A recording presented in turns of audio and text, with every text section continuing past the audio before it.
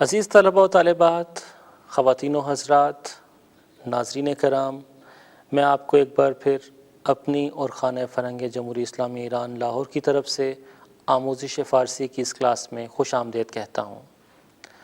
عزیز طلباء و طالبات، جیسا کہ آپ جانتے ہیں کہ بین الاقوامی ادب میں فارسی شاعری اور فارسی صوفیانہ یا عارفانہ ادب کو غیر معمولی اہمیت حاصل ہے، بلکہ اگر یہ کہنا چاہیں کہ جس چیز نے فارسی زبان اور اس کے ادب کو گزشتہ 1000 سال میں محفوظ رکھا اور اسے بے مثال مقبولیت بخشی، وہ اس کی شاعری اور بالخصوص عرفانی اور صوفیانہ شاعری ہے۔ بر صغیر میں بھی بہت سے ایسے قادر الکلام شاعر گزرے ہیں جنہوں نے فارسی زبان میں اپنا مافی الضمیر نہایت احسن انداز میں عوام تک پہنچایا۔ آج بھی یہ سلسلہ جاری ہے۔ فارسی شعراء نے ہمیشہ عوام کی رہنمائی اور معاشرے کی ترجمانی کا حق ادا کیا ہے۔ ہم دیکھتے ہیں کہ فارسی کے شاعر نہ صرف یہ کہ اپنا پیار، اپنی محبت، اپنے جذبات، اپنے احساسات اپنی قوم تک منتقل کرتے ہیں، بلکہ اپنے بچوں، اپنے نوجوانوں اور مستقبل کے معماروں کی تربیت کا بھی ہمیشہ خیال رکھتے ہیں۔ اسی لیے ہم دیکھتے ہیں کہ آج بھی ایسے شاعر موجود ہیں جو نہایت احسن انداز میں بچوں کی، نوجوانوں کی رہنمائی کا فریضہ ادا کر رہے ہیں۔ آج ہم کتاب کے جس صفحے پر موجود ہیں، یہاں ایک مختصر لیکن نہایت خوبصورت نظم کتاب خوب کے زیر عنوان موجود ہے۔ عباس یمینی شریف کوئی پرانے شاعر نہیں ہیں، بلکہ انہیں معاصر شاعر بھی کہا جا سکتا ہے، لیکن ان کی یہ نظم کسی بھی طرح ہمیں کلاسیکل شعراء سے کم تر دکھائی نہیں دیتی۔ آئیے دیکھتے ہیں کہ وہ کتاب کے بارے میں کس انداز میں اظہار خیال کرتے ہیں۔ دلچسپ بات یہ ہے کہ اس کتاب میں آپ سے خود کتاب محو گفتگو ہے۔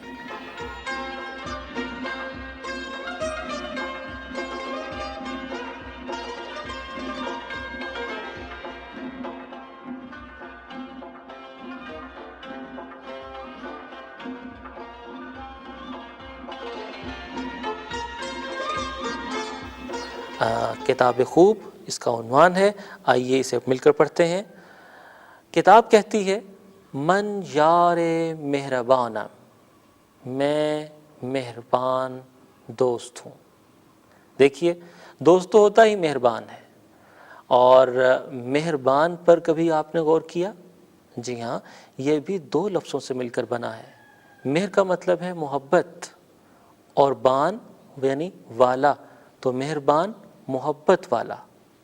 ہم اسی طرح اور بھی کئی طرح کی بناتے ہیں، مثالیں زیادہ دی جا سکتی ہیں، لیکن یہاں پر اسی پر اکتفا کرتے ہیں۔ من یار مہربانم، میں محبت کرنے والا دوست ہوں، میں پیار کرنے والا دوست ہوں۔ یہ کتاب آپ سے مخاطب ہے۔ دانا و خوش بیانم، کتاب اپنی تعریف کر رہی ہے، اپنا تعارف کروا رہی ہے، کہتی ہے میں دانا ہوں، خوش بیان ہوں۔ کبھی آپ غور کیا کیجئے کہ یہ الفاظ جو اردو میں بھی استعمال ہوتے ہیں، اگر آپ اس کے فارسی اوریجن سے، فارسی بنیاد اور اساس سے واقف ہوں تو آپ کس خوبی کے ساتھ ان الفاظ کو اپنی گفتگو اور اپنی تحریر میں استعمال کر سکیں گے۔ جی ہاں، میرا اشارہ انہی 2 الفاظ کی طرف ہے، دانا اور خوش بیان۔ دانا، اس کی وضاحت کے لیے ایک مصدر آپ کو بتانا ضروری ہے۔ دانستن، دانستن کا مطلب ہوتا ہے جاننا، ٹو نو۔ اس سے ہم مضارع لیتے ہیں داند، اور داند مضارع سے دال حذف کرتے ہوئے الف کا اضافہ کرتے ہیں تو یہ فاعل بن جاتا ہے۔ دانا یعنی جاننے والا۔ دیکھیے، آئندہ آپ ہر ایک کو دانا نہ کہیے گا، بلکہ جو شخص واقعی اس کا مستحق ہو، یعنی کچھ جانتا ہو، اسی کو دانا آپ کو کہنا چاہیے۔ اور یہ کتاب آپ سے کہہ رہی ہے کہ میں دانا ہوں، اور پھر کہتی ہے کہ میں خوش بیان ہوں، یعنی خوش گفتار ہوں، میرا انداز بیان حسین ہے، دلکش ہے، آپ کو پسند آتا ہے۔ اور پھر اگلا شعر دیکھیے، گویم سخن فراوان. گویم مصدر ہمارے پاس موجود ہے گفتن اور گوید مضارع. آپ نے دیکھا کہ آخر میں میم لگا ہے تو آپ پہچان جائیے اسے کہ گویم کا مطلب ہے میں کہتی ہوں، میں کہتا ہوں. دونوں مطالب لیے جا سکتے ہیں. کیا کہتی ہوں؟ سخن فراوان، میں بہت سی باتیں کرتی ہوں. سخن کا مطلب ہے بات، اسی لیے ہم سخنور بھی استعمال کرتے ہیں، باتیں کرنے والا. فراوان یہ بھی اردو میں استعمال ہونے والا لفظ ہے، یعنی بہت سی. تو میں فراوان گفتگو کرتی ہوں، میں بہت سی باتیں کرتی ہوں. با آن کے بی زبانم، با آن کے اس کے باوجود کے، بی زبانم میں بے زبان ہوں. جی ہاں، کتاب کی زبان تو نہیں ہوتی، لیکن آپ سے جس انداز میں محو گفتگو ہوتی ہے، کوئی زبان والا بھی کیا ہوتا ہوگا. تیسرا شعر ہے پندت دہم فراوان. پند نصیحت کو کہتے ہیں. پند و نصائح اردو میں عام استعمال ہونے والے الفاظ ہیں. جب اس کے ساتھ ہم ضمیر متصل تے جوڑتے ہیں تو اس کا مطلب ہو جاتا ہے تمہیں. پندت دہم میں تمہیں نصیحت کرتی ہوں، میں تمہیں نصیحتیں دیتی ہوں یا کرتی ہوں. دہم یاد رکھیے مصدر تھا ہمارے پاس دادن جس کا مضارع ہے دہد، اور پندت دہم میں تمہیں نصیحت کرتی ہوں. فراوان بہت سی، میں تمہیں بہت نصیحتیں کرتی ہوں. من یار پند دانم میں وہ دوست ہوں جو پند دان ہے، جو نصیحتیں کرنا جانتا ہے. من دوستی ہنرمند میں ہنرمند دوست ہوں، میں فنکار دوست ہوں، میں ایک ایسی دوست ہوں جس کے پاس کچھ ہنر ہے. جیجیے ٹھیک کہتی ہے یہ کتاب، کتاب سے بڑھ کر ہنرور اور فنکار اور کون ہوگا.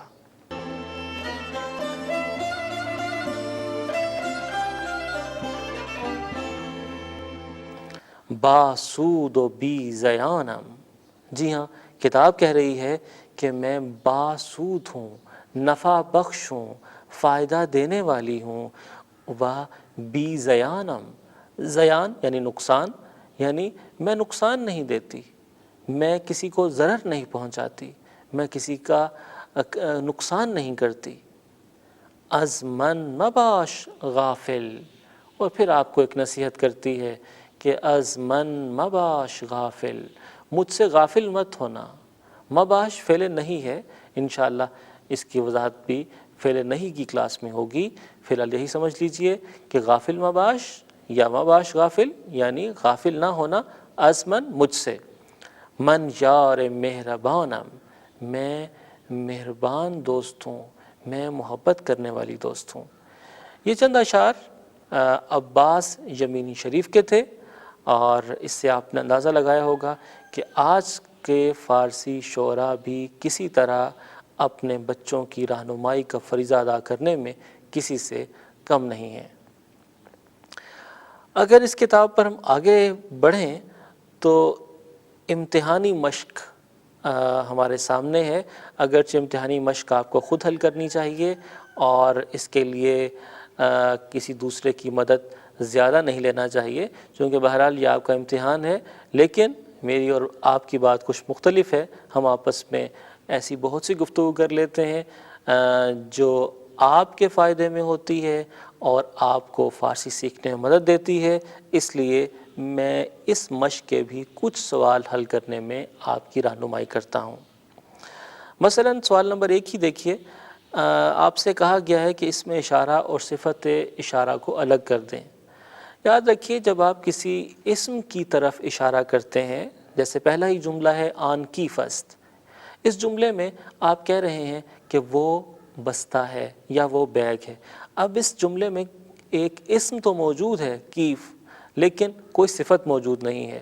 تو جب آپ این یا آن جیسے اسم اشارہ کی مدد سے کسی اسم کی طرف اشارہ کریں تو اسے اسم اشارہ کہیں گے، اور جب آپ کسی خاص صفت یا خوبی یا کیفیت کی طرف اشارہ کر رہے ہوں تو اسے صفت اشارہ کہیں گے۔ مثال کے طور پر اسی مشق کا دوسرا جملہ دیکھیے، ان مدرسے بزرگ است، یہ اسکول بڑا ہے۔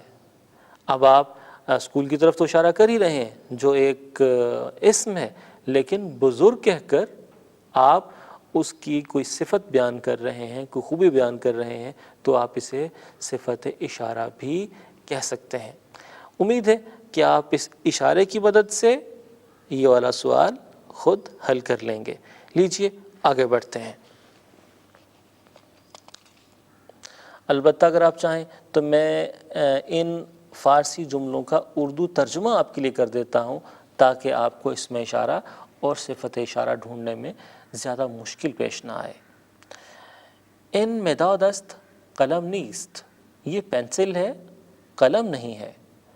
مریم دختر زیبایی است، مریم ایک خوبصورت لڑکی ہے۔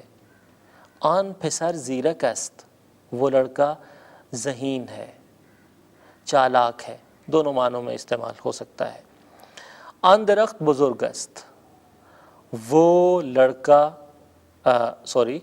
آن درخت بزرگ است، وہ درخت بڑا ہے۔ ان غذا خوش مزے است، یہ کھانا لذیذ ہے، خوش ذائقہ بھی کہہ سکتے ہیں آپ۔ ان پرچم سبز و سفید است، یہ جھنڈا یا یہ پرچم سبز اور سفید ہے۔ آپ جانتے ہیں کہ پاکستان کا پرچم دو رنگوں پر مشتمل ہے، سبز اور سفید۔ اور آپ کو یہ بھی بتاتا چلوں کہ ہمارے جھنڈے کا، پاکستان کے جھنڈے کا سبز رنگ علامت ہے کہ ہم مسلمان ہیں۔ سبز رنگ مسلمانوں کی علامت رہا ہے ہمارے 1400 سالہ تاریخ میں، اور اس پر بنا ہوا چاند ستارہ یہ بتاتا ہے کہ ہم ایک درخشاں اور روشن مستقبل کی امید رکھتے ہیں۔ اور ہمارے جھنڈے پر موجود سفید رنگ یہ بتاتا ہے کہ اگرچہ پاکستان میں اکثریت مسلمانوں کی ہے، لیکن یہاں پر غیر مسلم اقلیتیں بھی آباد ہیں اور وہ بھی ہمارے بھائی ہیں۔ شهر شیراز در 900 کیلومتری جنوب تهران قرار گرفته است.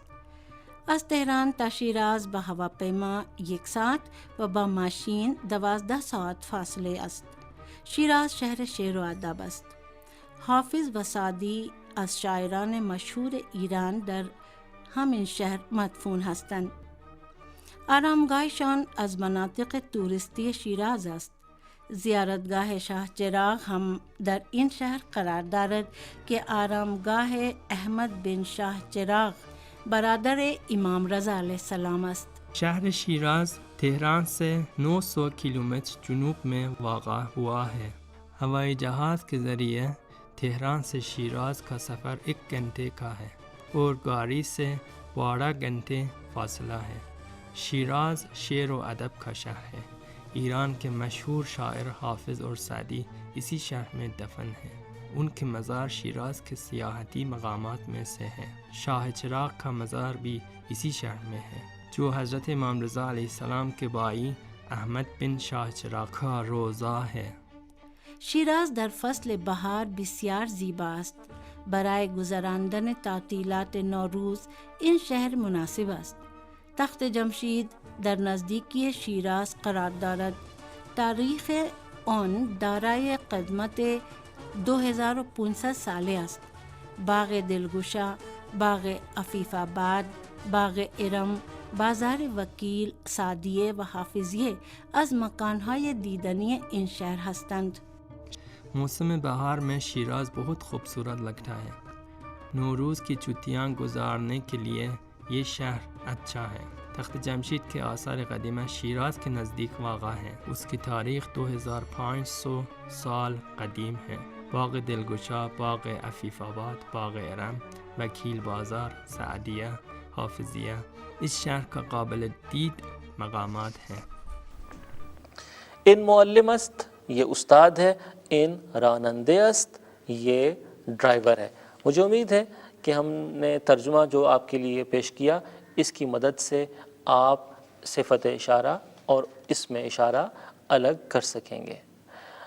اگلا جو سوال ہے فارسی میں ترجمہ کرنے کا، اس میں سے بھی کوئی مشکل لفظ اگر آپ کو محسوس ہوتا ہو تو میں آپ کو بتاتا چلوں، آپ خود انہیں ترجمہ کرنے کی کوشش کیجئے گا۔ یہ قلم سرخ ہیں، آپ جانتے ہیں کہ قلم کی فارسی قلم ہے، سرخ کے لیے ہم سرخ بھی فارسی میں استعمال کر سکتے ہیں یا قرمز، دونوں لفظ ٹھیک ہیں۔ وہ بچہ خوبصورت ہے، بچے کے لیے ہم لفظ کودک استعمال کر سکتے ہیں، اور بچے یہ خود فارسی میں استعمال ہونے والا لفظ ہے۔ خوبصورت کے لیے قشنگ یا زیبا دونوں استعمال ہو سکتے ہیں۔ کتابیں کتاب اور کتاب کی جمع کتابھا، آپ آسانی سے یہ جملہ بنا سکتے ہیں۔ یہ درخت سبز نہیں ہے، درخت فارسی کا لفظ ہے، سبز فارسی کا لفظ ہے، تو اس جملے کا ترجمہ بھی آپ کے لیے مشکل نہیں ہونا چاہیے۔ یہ لڑکی چھوٹی ہے، لڑکی یا بیٹی کے لیے جو لفظ ہم فارسی میں استعمال کرتے ہیں وہ ہے دختر، اور چھوٹی کے لیے کوچک، تو یہ جملہ بھی انشاءاللہ ہو جائے گا۔ وہ ٹیلی فون خراب ہے، ٹیلی فون کو ہم فارسی میں ٹیلی فون تلفظ کرتے ہیں، یعنی تے لام فے نون، ٹیلی فون، اسے ٹیلی فون تلفظ کرتے ہیں۔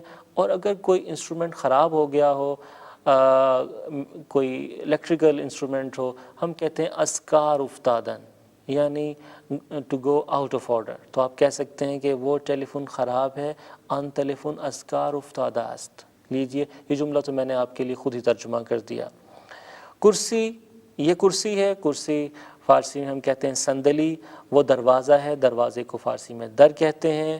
یہ لباس صاف ہے، لباس فارسی کا لفظ ہے، صاف کے لیے ہم استعمال کرتے ہیں تمیز۔ وہ پھول سفید ہے، پھول کو ہم فارسی میں گل کہتے ہیں، اور سفید خود فارسی کا لفظ ہے، البتہ ہم اس کے لیے سفید کا لفظ استعمال کرتے ہیں۔ میں تو چاہتا تھا کہ آج اسی کلاس میں آپ کی یہ مشق ختم کروا دی جائے، لیکن وقت کم ہے۔ انشاءاللہ اگلی کلاس میں اسی مشق کو ختم کروں گا آپ کے ساتھ مل کر۔ تب تک کے لیے میں آپ سے اجازت چاہتا ہوں، انشاءاللہ اگلی کلاس میں پھر سے ملتے ہیں، تب تک کے لیے خدا حافظ۔